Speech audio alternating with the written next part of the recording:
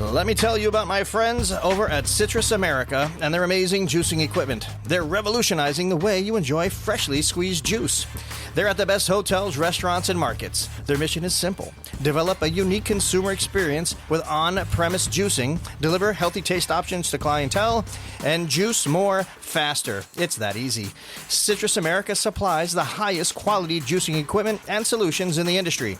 So whether you're a small business owner or a large corporation, Citrus America has the right juicing equipment for you. Find out more at citrusamerica.com.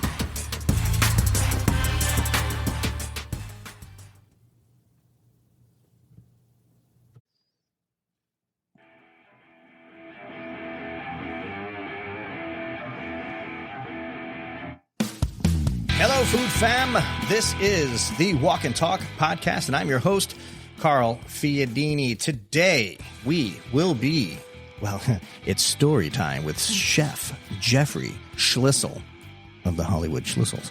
And he's gonna describe some amazing dishes and kind of get into ingredients and whatnot. I'm super stoked. I saw pictures, and so will you. But first, let's get into it. But first, attention, chefs in purchasing personnel in hotels, restaurants, and country clubs. Pizecki's Produce and Specialty Foods is your one-stop destination for quality, service, and a growing selection of specialty food products. And I'm going to say service twice because you get taken care of, period. Get with Brian and Company. You will not be disappointed. Contact them on their website at farmfreshfl.com. Jeffrey. What's up, man? What up? It is definitely story time. And I want you just to jump right in. Go. Let's talk barbecue then, because there's nothing more sexier than barbecue. To me, the essence of having the fire burn, even from the start, and most of the people out there will agree, when you're starting that fire, it's so primal. But then on the same token, it's the challenge of how the wood's going to react, how the environment's going to react, the humidity, the light, everything that's going on in the environment that day you're lighting up. But then you have that piece or slab of meat, whatever you're going to be doing. And I love a good pork butt. And who doesn't like a good butt, right? And right. But for me, it's more, how do you manipulate that product to being the star? And a lot of times what I find that a lot of people that do barbecue, the star is the wood and not the product. And to me, the wood is the supporting actor and the rub is the supporting actor. It just enhances the flavor. But there's nothing like seeing that pork butt come out and you're starting to sit there and go, what am I going to use today? Is it going to be a mustard? Is it going to be achar? Is it going to be, what's going to glue that bark, that rub that you're going to put on? But then it goes into the rub. The rub is something that, you can take it, the journey for your taste buds, whether you want to be Far East, whether you want to be, typical Texas style, or you want to go North Carolina, or you want to do Floridian like I do. There's nothing like having that flavor profile, and then you're just taking the meat, and you're rubbing the meat, not to be provocative, but when you're rubbing the meat, it's like you're connected to that animal, and you're really appreciating what that animal is going to give to you as far as the nourishment, the food, the flavor profile. But then yet on the same token, as you're smoking that product, there's something there that I can't even describe. And John's sitting there shaking his head right now. Talk ingredients. Ingredient wise, there's nothing like having some beautiful roasted garlic and then pureeing that and using that as a way of a glue to adhere to the product, the spices. Oh man, how are you pure? So what's your method of pureeing? So what I do is I generally speaking, I roast in oil because I want to keep that oil for my garlic. I just found cipollini onions that were peeled. I don't know if anybody's had cipollinis and had to peel them, they're a pain in that butt. I actually ended up roasting those well. And I have a cipollini oil or cipollini puree and the oil and the garlic and the oil. So sometimes I'll utilize the oil as it, and it encapsulates the product as well, giving that flavor profile. A lot of times with garlic, it happens to be a little bit too spicy. But then the herbs and the spices that you use in the rub are really what set the tone for what you're doing. Cumin, coriander, chili powder, ancho chili, salt, pepper, garlic, chili powder, paprika. Those are some basic ones. I use coconut sugar For me, a lot of my clients that I deal with, they have problems with diabetes or they have to watch their sugar intake, and that has a less of a hit on the glycemic index. But it also inhibits such a great flavor to it. It caramelizes just like regular brown sugar, but doesn't have that molasses to it. And then sometimes I'll, throw in some maybe black garlic. But the new one that you tasted a couple of weeks ago, that beef rib rack, Yes. that was achar. And that to me is something that is so sexy, so on top of its game, that it's fermentation done the Indian subcontinent, and they'll ferment, whether it be ginger, lime, garlic, or whatever. The product there, the flavor profile is so intense, and it's so delicious. It's so complex. When I've tasted it, Keith Saracen, and I always will say this, he wrecked me. But having that ability to have, having that ability to have that flavor profile there it upped my game to having something that's spectacular. Yeah, but most people don't know what achar is. No, and that's the thing. So what's the flavor? Like, can you describe the flavor profile? There's fenugreek. There are, different spices and herbs within that product. There's nothing I've ever tasted, ever in my entire life, that give that. I mean, it's such a saltiness and tang and complexity that there's nothing in the United States, the food cuisine, that I can say it tastes just like that. It's not like, you taste rattlesnake. What does it taste like? It tastes like chicken.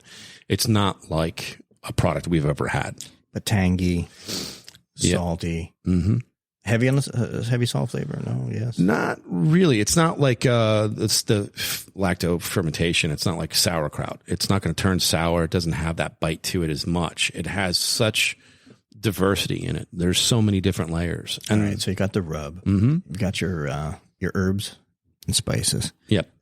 What next? It's all about the smoke. And for me, I love pecan. I love cherry wood. I love apple wood.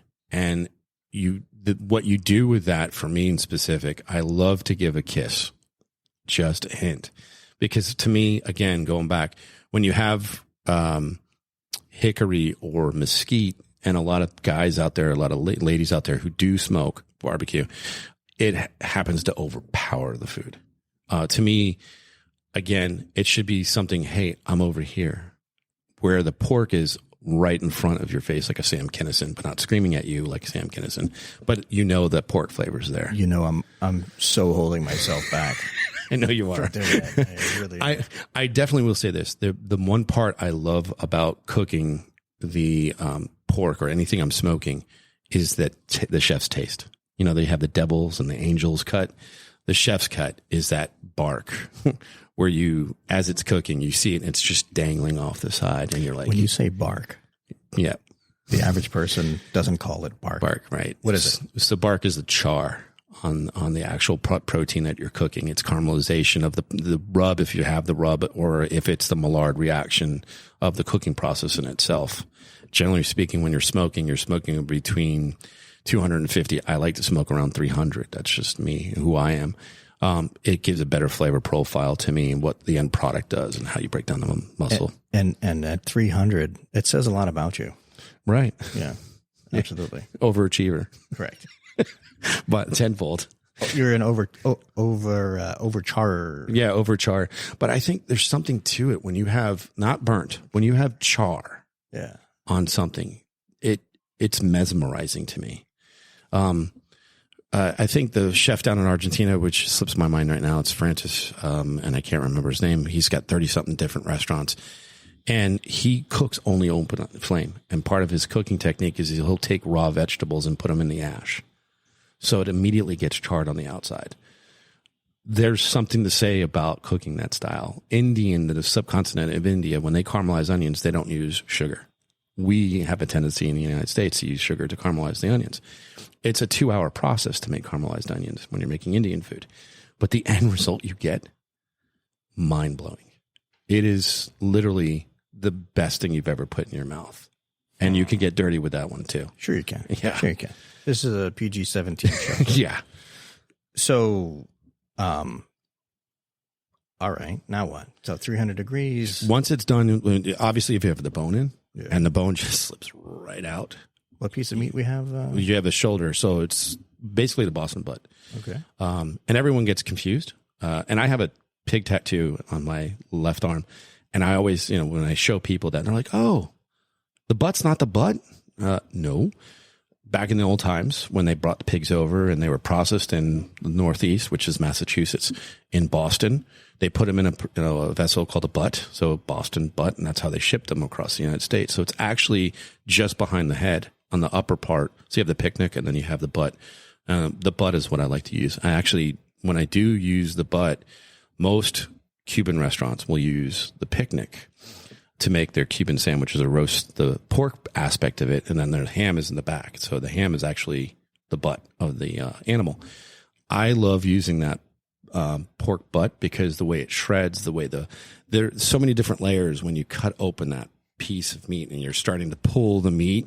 And as you start pulling the meat, there's just how John, you know what I'm talking about too. There's colorations, there's some browns, there's some pinks, there's some blacks. And you're looking at all this going, okay, that's the piece I want right there. Cause it's got the char, the bark on the outside. It's got that beautiful red hue of that smoke ring. And then it has that brown, wonderful shredded pork coming out of it. And when you're going to put that in your mouth, you're going to taste incredible flavors. And that to me is the epitome of cooking the primal barbecue. To me, it's just amazing. There's nothing else like it in the world. What the hell are we still doing here? Right. Let's go get barbecue. Well, the good news is next week when we do the podcast from Orlando, we'll actually have the version of that pork belly we were supposed to have with the skin on top because I found it. Okay. That's now soaking in bourbon right now. Oh, my gosh. And I will probably end up doing it on Wednesday. So it's going to sit that long. Yeah. Till about Tuesday, I'll pull it out of the bourbon. I got nothing to say. and then I'll dust it, dry it, and then I'll smoke it, and then we'll go ahead and bake it on Wednesday, and then Friday I'll refire, or Thursday I'll refire it. That sounds wonderful. Except for Jay, I have to bring something for Jay, so I will. Okay. Yeah, this time I'll bring something for him because now I know. Like a snack pack, little barbecue, vegan barbecue. Apple slices. No, I'll do something really strange. All right. So you were talking about Cuban sandwiches, pork, Miami. Am I correct in saying that you were on TV for a Cuban sandwich? Yeah, actually, the Florida Justice Center was doing a telethon to raise funds for that particular program, which is an amazing program. My friend was a part of it, and they asked me to do like a lunch break kind of thing. And I ended up doing it. It's funny as heck. I'm doing the whole presentation, going through the whole thing. I get a text right afterwards. She's like, so Jay just went to go get a Cuban from across the street because of your presentation. I said, it ain't going to be like mine. And the way I do mine is I like to elevate, right? And we just had that talk earlier with Jason. Typically here in Tampa, it's Swiss, lettuce, tomato, salami, ham. Is there pork? Yeah, it's like a combination of Cuban and Italian, right? Based on the culture here, like 100 years ago, with the factories and the cigars. And, is there pickles on theirs or no? It's been a long time since I had there are. I mean, I've had enough of them here. I should probably. There's pickles, yeah. Yeah. So in Miami, obviously, it's Swiss cheese, ham, roasted pork, pickles, and that's pretty much mayonnaise, mustard. Sometimes, depending on where you're going to go. So I happen to used to live in New Orleans, and been there several times since. And one of the things I go to is Cochon, and they have a butcher shop. And Cochon's butcher shop does this amazing, so much so, amazing Cuban sandwich. So much so, I actually had to call the chef. I was like, dude, what the hell do you put in that damn sandwich? Because that is the best, bar none, I've ever had in my entire life. And he went through, there was like 20 ingredients. And one of the ingredients was sherry vinegar. And I'm like, oh, that's interesting. And then he went through the whole thing. And I'm like, okay. So I went back and I sat down. I'm like, okay, how can I make mine? Like what Chef said, put your passion into it, cook what you want. And how can you have your different? And I thought, well, don't kill me for this. I really don't like Cuban bread. Ew, dirty. Right. Really? Yeah. I mean, I like it like plain where it's just toasted with some like butter and you want to eat it. Oh, I will eat the hell out of that. I'll just destroy it. But on the sandwich. Dip it in your carne leche. Oh, love that. Yeah. The sandwich wise, I felt I wanted to kind of lift it a little bit. And can't believe I'm going to say this, but Sprouts does a wonderful semolina like Cuban bread. And that semolina gives it such a crunch on the outside. Everybody just shut the podcast Oh, I know off. they did. Everybody probably. just tuned out. Probably. But listen, I can either make my own or I can get it. That was one of the things for this particular picture that John might put up. That was that semolina bread. I just loved it, the crunch to it. But I took my ham, I smoked my ham with bourbon. I then smoked the pork butt with my Latin spices to it on the rub. But then instead of using Swiss cheese, I elevated it with Gruyere. And Gruyere to me is just this beautiful, wonderful tasting, meltable cheese that just says hi. Yes. Right. Then I looked at the pickles and I said, what can I do differently? And because I do Floridian style, I went with Scotch bonnet. And then I did a quick pickle with that with some garlic. So I'd add some heat. Well, now I've got some heat. What do I need to do to counter it? How much heat's in there, 1 to 10?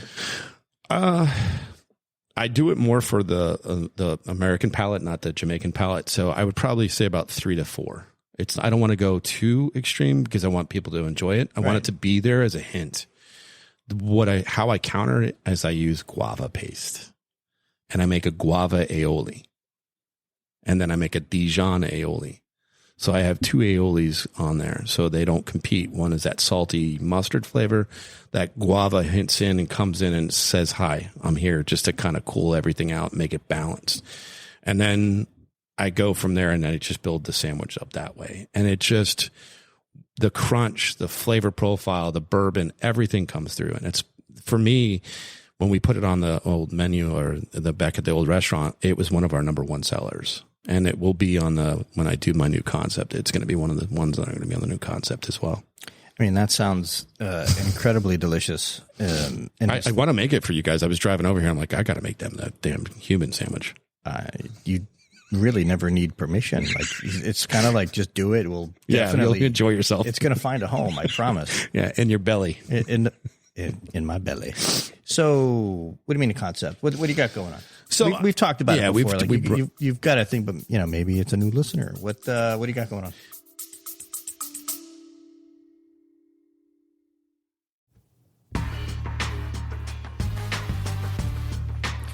Attention chefs and food buyers. Are you looking to improve your proteins program with quality and service by the best in the beef business? Reach out to Peninsula Food Service. With 25 butchers on staff, their services will dazzle you and impress your dining guests. Peninsula is the largest Creekstone farm distributor in the Southeast United States.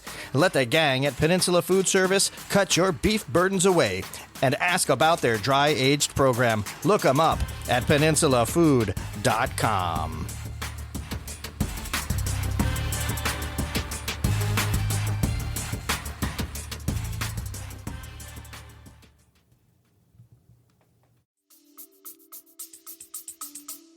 Yeah. So, having the restaurant and then the pandemic, obviously we were still involved in a pandemic and then things happened with my family and I had to move. I wanted to figure out how I can be within the industry, but not work in the restaurant industry, if that makes sense. Everybody wants to do that. That's why we have the show. Right. Really. But I looked at it, what can I do? And one of the things I loved and one of the things I think is a dying trade is butchering. And I know in the state of Florida, we don't have that many butchers, like true butchers. And the other passion I have is the plant-based. So I was like, how can I merge what I love to do, butchering and plant-based, into one unit? So I want to open up a market / that's some real yin yang type. It is. And it's, I'm not catering to the vegan. I just was talking to somebody earlier. He's, I've been a vegan for 25 years. I'm like, listen, I'm going to open something that is going to cater to, vegan charcuterie, but it's not for you. He's, what do you mean? I'm like, because I'm going to have animal product in there too. I'm there for the person that, you have a family of 4. Let's say your wife is a plant-based person and you want to go pick up dinner on the way home. Well, where are you going to pick up plant-based? There's your opportunity. So I'm appealing to, or let's say you want to try something that's plant-based and you want to try something that's completely different because you want to experiment or you're trying to cut back or you're, whatever the case may be. There's nobody that does that in the state of Florida. There are several, I would say probably a handful of vegan charcuteries in the United States, but they're also booming, profitable. And that's what I looked at. How can I play with my food, my creativity, But more importantly, my niche with the animal proteins is the farmers, and then becoming the farmer advocate, because there's so many things that we don't understand about farmers and what they do and their passion for their animals. And I can vet them too. That's what's even best. Did you know that on Tuesday nights we're doing a Circle C with Nicole Cruz. Yeah, I actually listened to 22, 21. What was her? I don't remember the. Yeah, I don't remember the number. There was 23 or 22. One of them. Yeah, I did hear that. It was awesome. But she's awesome. Yeah. I mean, her whole get up down there is just that's inspiring. Yes. And we're getting it so that particular series kind of gets into the farmer perspective of everything. And you know her, she's incredibly smart, and she can kind of articulate in a very very direct way without hurting any feelings. Yeah, and one of the things about, if you talk to the farmers that live near her or down by her, she's God. You've got Jan over at City Chicks, and then you've got Park or Kulina over in Sebring with Colleen. You mentioned Nicole Cruz, and like, oh man, she's just God. That's what I want to be when I get to the farming level. And that says a lot for what she's done for the farming community down in that area, to have that many people that want to be like her. Funny story, was over at Universal Studios this weekend. I was walking around in Diagon Alley, and there's Rich and Colleen from Park with their kids. It's one of their kids' birthday, and we happened to walk right into each other at there. Yeah, it was cool. Just one of the smallest world. Like I'm there for Fan Fest for soccer. Park. Yeah, it's a small world. Yeah, but yeah, that's that. Yeah. Oh, all right. Dad joke. I love it. But it's one of those things, like when you look at what the farmers go through and the passion they have, Marvin, Colleen, and Jan, and Nicole, and all these other, and Vicky Webster for the goat farm, you just see their passion, and it really invigorates me, and it energizes me to do better, because obviously we're trying to put out the best food possible. Yeah, but you're doing a butcher shop, a restaurant. What is it? Explain it. It's a butcher shop market. So what I want to do too is upselling. If somebody has, let's say Brenda wanted to sell me her the macaroons, because those things are flipping delicious, I would then buy them from her and then sell them in my retail store. So it's like upselling. Yeah, it's upselling, or upcycling rather, upcycling. Because I'm helping them out, that business out, by giving them more exposure. But I'm also helping the community as far as keeping the money here instead of being a big conglomerate. The other thing of it is, like 2 days a month, or twice a month, we're going to have chef dinners. And not only am I going to be a chef that's going to be cooking it, but I want chefs from around town, like Thomas Parker, like Jason, like Jonathan Rodriguez, like Alex, like Stephanie, because I feel that they, like you want to showcase their talent through the talking. I want to showcase the talent by the food that they're cooking too. And it gives them another outlet. We want to be closed 2 days. Sunday and Monday is where I want to be closed. Again, I'm family oriented as well. That's one of the reasons why I wanted to go this route. But again, it's also that we're going to have 5 sandwiches. One of them is going to be the Cuban. We're going to have, and let me tell you, we'll have to go through the whole tasting bit again once we get to that part. But let me tell you, that chicken sandwich we came up with, it has achar in it. It has, like, I forgot how many different ingredients on it. I have it written down. That's going to be fantastic. But the other thing we're going to do is we're going to showcase some frankfurters. We're going to make our own hot dogs, and I'm going to have 5 hot dogs, and one's going to be a vegan. So every aspect, we're going to have something for everybody. So if you're going to come in and pick up some chicken for your dinner that later on that night, and you're there and it's lunchtime, you get lunch. So for the average consumer of a hot dog, what would the difference be from your product to, I don't know, like a Dirty Water, Sabrettes, or something like that? Tenfold. I think what Jason pointed out was the passion and the love that you put in for your food. I think that's where it comes the difference, and plus the toppings. It's not going to be your mundane topping. It's going to be something that's going to be stellar. It's going to accentuate what you're eating. Fresh. Yeah. Everything is going to be fresh, handmade, or scratch kitchen. I'm thinking about what do you put in a dog?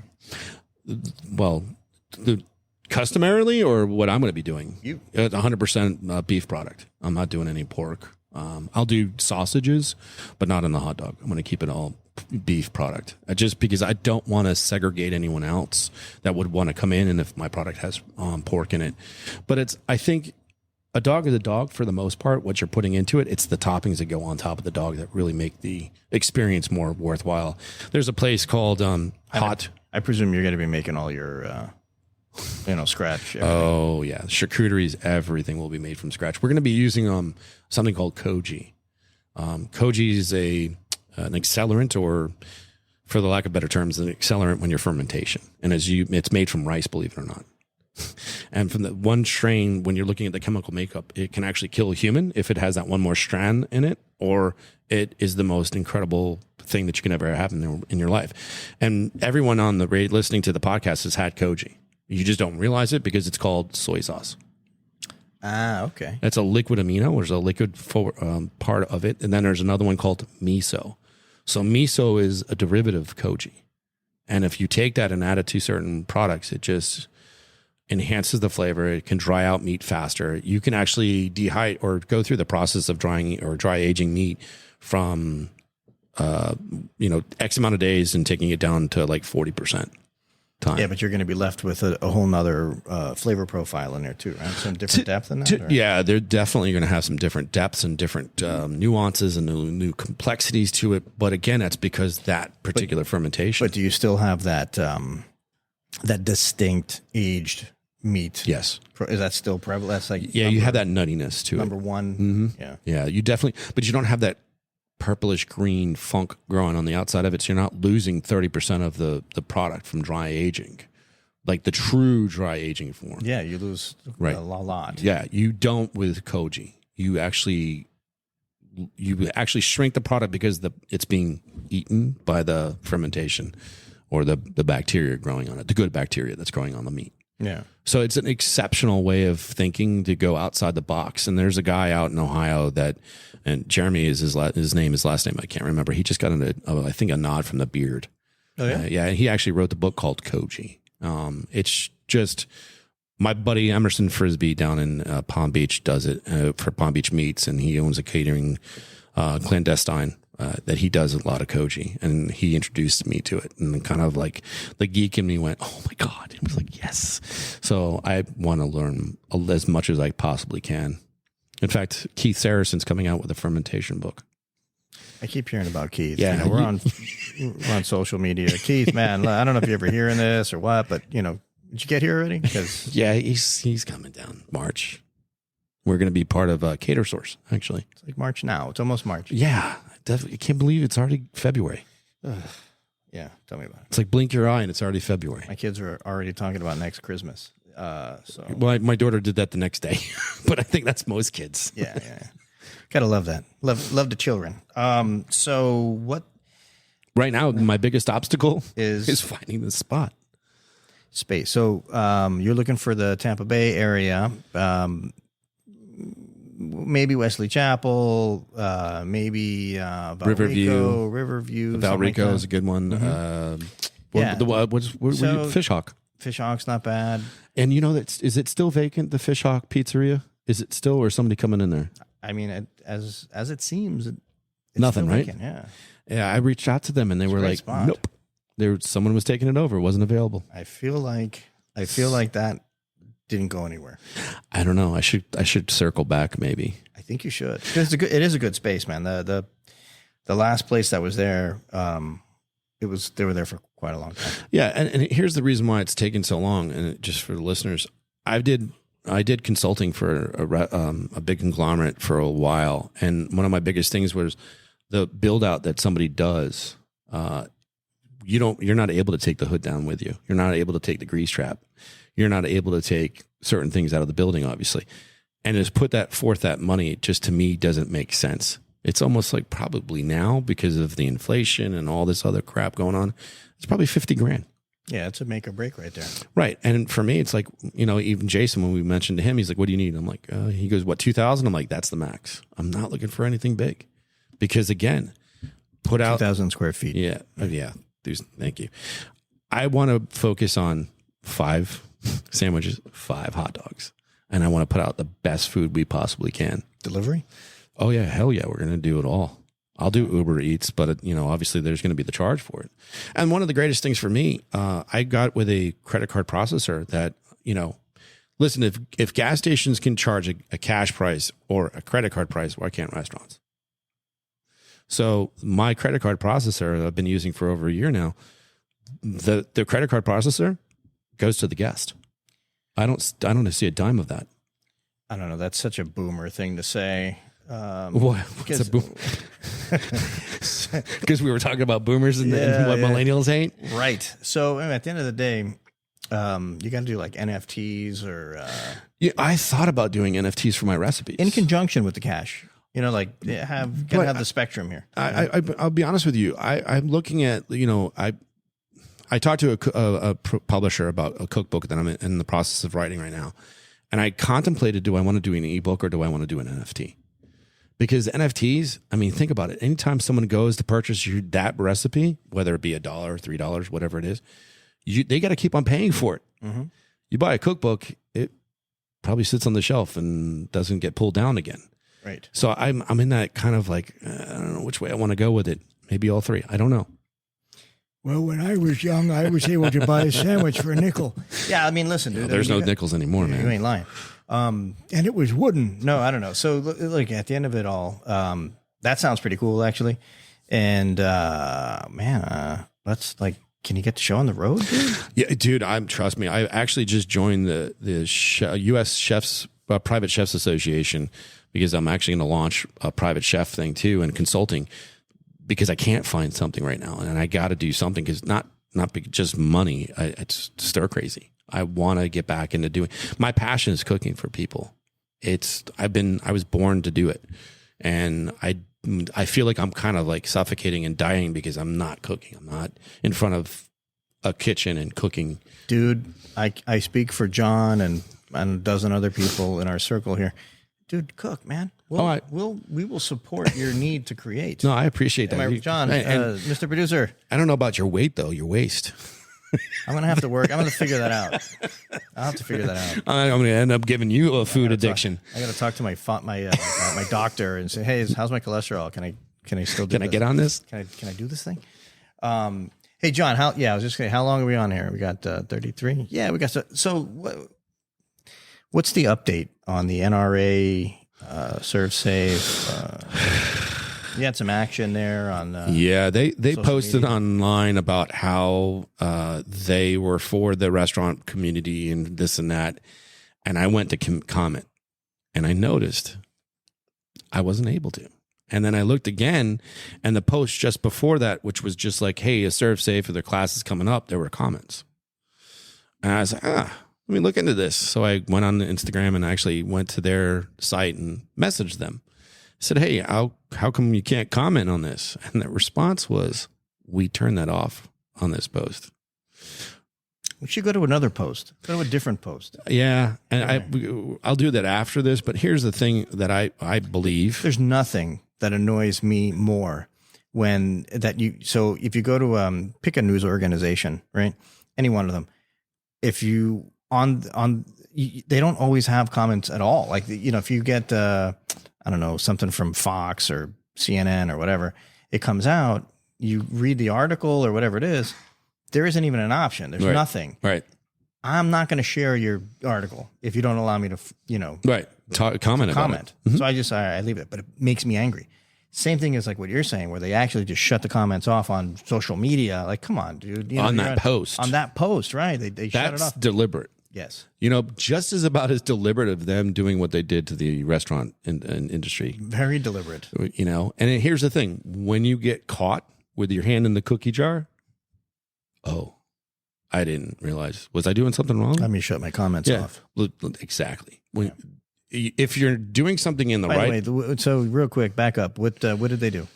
So they decided, New York Times, thank God they still investigate crooked people or organizations. They basically took the money that they earned from ServeSafe. Now, we always say, just like tissue or Kleenex, we always say, can you have a Kleenex? Well, Kleenex is the name brand.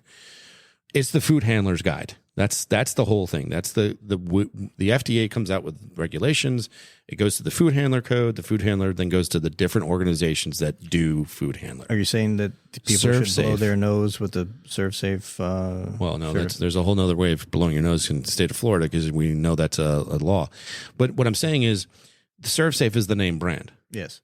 And it's owned and operated by the National Restaurant Association. What they did was they went out and then took the profits they got from us, because there's 4 states that they lobbied to make sure that it's a part of law that everyone, not just line cooks, a hostess has to make sure they get a ServSafe card. So what they did was food handler's card food handler's card from ServSafe or another organization that does a food handler. And they took those profits and then went back and lobbied against the hourly employees to get their minimum wage raised. I am still biting my tongue at how, I mean, you saw I think it was Elise that had mentioned a comment about what she had done during the pandemic.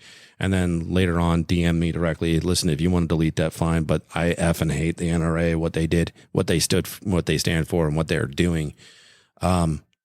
I think more people need. We saw Chef Boris from his catering from the Palm Beach Chefs Association didn't even know what was going on.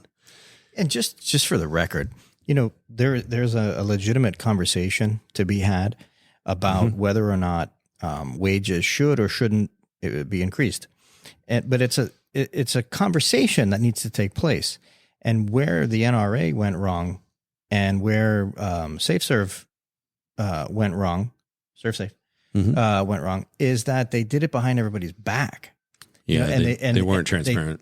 So unknowing, food industry staffers, hospitality staff, for every because it could be $15, $40, $100, whatever they're charging. A portion of that actually went to suppress the fact that they would lobby or pay political people against them getting an increase. That's so bad. That's morally corrupt, is what that is. And it's not illegal. It should be, but it's not. But it's disgusting. It is. And in such a, we don't make that much. My cousin cuts shoes for Steve Matty, and he tells me what, shoes cost and what they mark up. We can't do that. I can't have a 40% markup on chicken. I'm not going to sell a chicken. For every chef that makes 100,000, it's, I don't know, probably one. A line cook loses a year of life or something. Years life. Yeah, no, I mean, but there's so much less of, 6-figure salaries. And there's a lot more of, $50,000 salaries, but you're putting in, 80 hours a week, and or you could be doing that 100,000 and have nobody. Right. Yeah. You're well, that too. But you're the one man show. No, I know, but just putting in perspective in terms of dollars, like people are like, oh, you can't make any money. Well, look at all these. There's money to be made in the business, but not everybody's making that. Most people aren't making that money. And you could look at like servers and bartenders, and yeah, they probably do, but they're humping it too. They're hustling, But at the end of it all, there's definitely a cost of doing business, and there is a magic wage that should work for everybody, right? But again, it comes back to conversation. It doesn't come back to subterfuge and this. I love how he uses those big SAT words. This unholy union, between a company and a lobbyist organization. Like it's just ridiculous. And and then for them to sit there and say they're for the people, I'm just kind of giving the cliff notes to the post they had posted. To give the cliff notes, it's like for the people, by the people of the restaurant industry. That just was like another slap in the face to them in itself. And everything they deal with. And I have friends that go to the NRA. We talked about that. And I literally said, Dynamic Solutions. I literally said, it's time to stop the membership. It's time to not go to the NRA. It's time to look differently. And there's got to be some repercussions to them for what they've done. And as I think that it will be, I just think it has to gain more speed. I think we could be the catalyst. That would be really cool. I think it should be. I mean, I haven't heard a lot of people talking about it. When you launched the last Thursday, when you launched that episode, I actually had a lot of people contact me like, what the, I'm like, yeah, this is grotesque. And I know they shared the content, and obviously Boris, and he got that today, and hopefully he'll share it too. I think the more and more we talk about it, the more and more people get involved and get behind it. Like April and Boris and Nick and Suzanne and all those peeps. I think we can make the difference. I think the only way to be a part of change is to be the change. Yes. And in this case, change will change you. Yeah. And in this case, it's, I think it's less about change per se. It's just about shifting from a company who, was morally wrong in what they did to another option, other options, because there are other options out there. I think if somebody wants to find out about food safety and where to go for it, I think they need to type in food handler. Yeah. I think you'll find a lot more to it. And maybe that's something we could put on our social media, because that way we can help out. And if anybody listens to this and they know of anybody that's not a serve safe food handler, let us know so that we can contact them and maybe get their perspective on this too. Yeah, I would love that. Yeah. But yeah, I reached out to the NRA and asked them if they want to speak, and they said no comment. I'm just like, oh, well, just like your post. Shut the comments off. Look, man, I mean, again, we should all be talking about,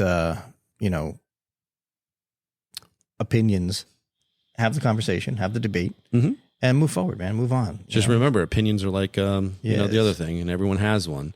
But again, I think if they were upfront and put like a little asterisk, hey, by the way, this is going to go towards suppressing your wages, I think that would have been an eye opener back then, but it wasn't. Yeah, I have to concur with that, Jeff. Chef Jeffrey.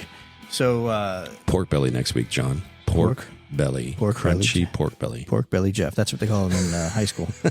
No, there was a couple other things. Yeah. Tripod. No. So look, no, kidding. Not that. Like, look, man. Good luck on the search. I'm hoping somebody hears this and says, "Oh man, I know just the spot." And of course, I'm going to help keep a look-see out there for you too. I appreciate that. Another good show, man. Thanks, man. Hey, John, make sure you take a picture of the shirt, man. That's the shirt right there. That's money. Yes. All right. Thanks for listening out there, John. You're awesome.